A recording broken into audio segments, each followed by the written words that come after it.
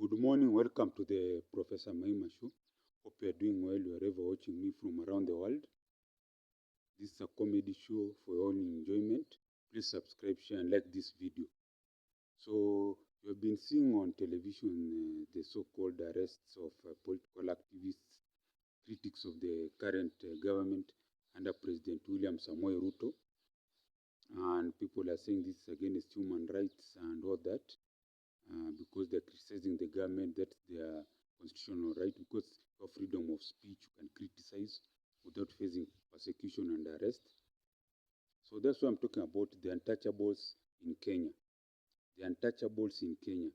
So for the young Gen Zs, during Moi's rule, the second president of Kenya, the first president of Kenya was President Kenyatta. He was followed by President Moi. When Moi took over, things were good, and then a military coup happened in 1982 when some soldiers from the Air Force wanted to take over power, but they did not have enough support and manpower. So fast forward in the late 80s and 90s, there rose a group of untouchables. There was Biwott, there was JJ Kamodo, there was someone from a coast province there, a well-known politician, I forget the name. And also in many other areas, there were some untouchables. So these people will do anything. They will even get you arrested. They will even kill some people. They will do financial crimes, steal billions of Kenyan shillings. But no police officer or even judiciary officer, judge will dare even do a case against them. Just as opposed to today, you're having government officials facing crime. Okay, they don't go anywhere, but they faced criminal cases. In Moi's time, it was unheard of. Anyone who was in KANU government was above the law. In fact, let me put it this way. KANU was Kenya, and Kenya was KANU. And Moi was the law, and the law was Moi. That's how we grew up knowing. So now, this issue of untouchables in Kenya is very interesting.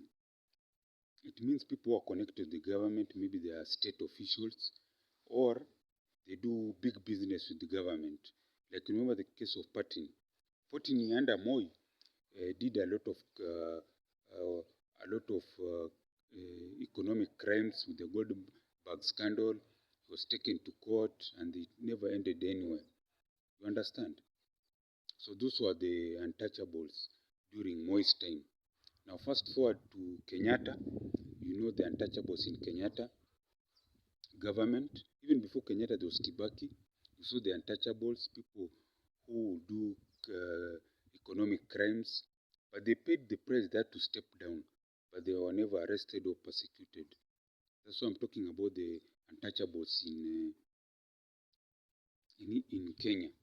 So in Kenya here and in like most African countries, and we call ourselves third world countries, dirty, poor third world countries, there are group officials, they have told state officials, people who do business with the government, who are basically untouchable. They can do anything, they can steal, they can kill. That's how it is. But when you go to developed countries, starting off with the impeachment of Nixon in the United States of America, Nixon was a president. He had won a landslide re-election, but he used his people to go and steal documents from the opposing party. So when the case was revealed by the media, before he was impeached, he had to step down. We've also had stories with Trump, though he has been facing, although for Trump it's more political, whereby you have people they don't like him, so they create cases, and the issue is prosecuted without facing justice. You understand? That's why we are talking about the untouchables here in Kenya. So back to Kenya. Now, under Uhuru, you saw the untouchables. You saw some of them, who they were, people stealing billions of Kenyan shillings from the taxpayer. Nothing happens to them. We saw cases of people disappearing, people being shot, being assassinated on the road. And there are people who are behind it. Maybe 50 years from now, we'll know all these people who have been doing assassinations, killing protesters, we'll know. Nothing is ever hidden under the sun. So that's why I'm talking about the untouchables in the Kenyan system. For you to become untouchable, first of all, you must be at the table, either politically or financially. So politically, maybe you win a seat, you are an MP, senator, governor, and you are pro-government. What you steal, you also share with the people in government, you become untouchable. There's no case that will prosecute you. You see, in Kenya, they can prosecute a chicken thief who steals chicken in the village to feed his family, and put him even in jail for even 1 year, or fine him even 10,000. But someone who steals 100 billion Kenya shillings from Kenyan people, money meant for hospitals, for pregnant mothers, for free education, he or she will just be given a small fine. Like there's someone who had stolen 10 billion Kenya shillings under Kenyatta's government, and was given a fine of 100 million. How does that help? That's peanut to the person who has stolen billions of Kenyan shillings. That's what I'm talking about, the untouchables in the Kenyan government. And then under President William Samoei Ruto, the untouchables are coming up. We are seeing them all over. They are caught into scandals. The judiciary ignores, goes for small fish. So Kenya will never change until you get leaders who will say there's no one who is above the law. Even the president should not be above the law. The day we reach there, Kenya will improve and become a second, they call it middle income country like Singapore, South Korea.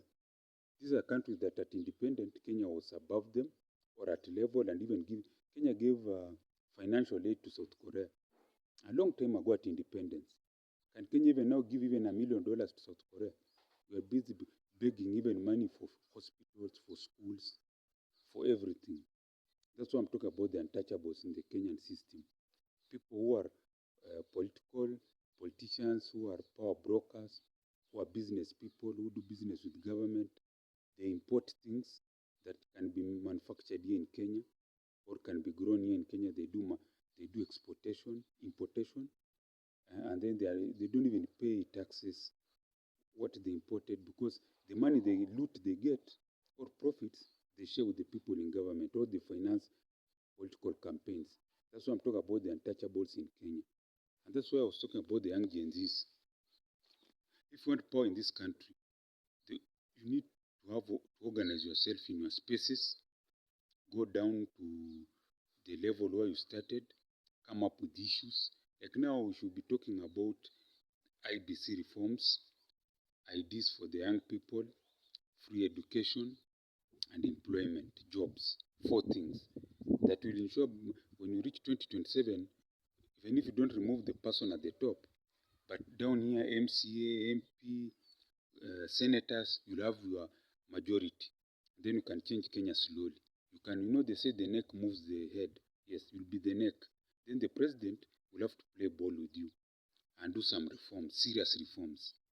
But the way you are going, you demonstrate, many of you killed, and nothing happens. So go back to your spaces, your jobless corners, your Twitter spaces, come up with issues which are low-lying fruits. Free education is low-lying. Ideas for the young people is low-lying. IBC reforms is low-lying. Employment for the young people, whereby you focus on agriculture, they have always said all the time. Those are low-lying fruits that can be done within 2-3 years. And also transport sector, upgrade. Those are things that can create jobs for the majority of the youth. Then Kenya will change slowly. Yes. So lastly, I want to pray for you who's watching me, that you have a long life, all your dreams become reality, then become rich and prosperous, not only you, your children, grandchildren, and all your generations. I also want to pray for myself, get $1 billion, 100 billion Kenya shillings, to build one of the biggest technological universities in Africa worldwide, produce a product needed in Kenya and worldwide, create jobs for the young Gen Zs, and also to train future entrepreneurs.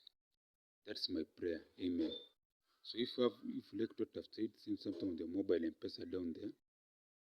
+254 769 729 327.